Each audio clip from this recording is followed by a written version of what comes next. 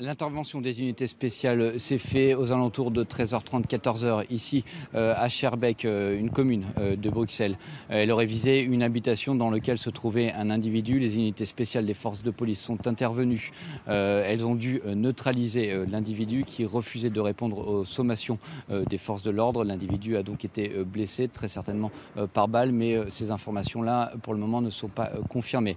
Certains médias belges parlent d'explosifs présents au moment de l'interpellation, soit dans un sac, soit dans une valise, différents éléments pouvant constituer des engins explosifs, mais c'est aussi une information à confirmer. Ce que l'on sait de sources policières françaises, c'est que cette interpellation est liée à la perquisition, à l'interpellation qui a eu lieu hier matin à Boulogne-Billancourt, puis la perquisition du soir à Argenteuil en banlieue parisienne, et qui aurait permis de déjouer un important attentat sur le sol français.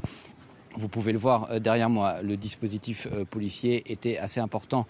Ici, place Messer, sur plusieurs centaines de mètres, les rues ont été bloquées. Aucune circulation, ni tramway, ni bus, ni voiture ne pouvait accéder à la place qui était entièrement bouclée par les nombreuses forces de l'ordre. Les services de déminage sont intervenus. On a entendu au début de l'intervention policière 2 voire 3 explosions selon certaines personnes. Ce que je peux vous dire, ce que moi j'ai entendu, c'est aux alentours de 14h30 une déflagration qui semblait donc provenir du service de déminage qui aurait neutralisé certains engins explosifs. En tout cas, à l'heure actuelle, l'intervention semble toucher à sa fin et le dispositif tout doucement semble se lever autour de l'habitation où a été interpellé donc cet individu.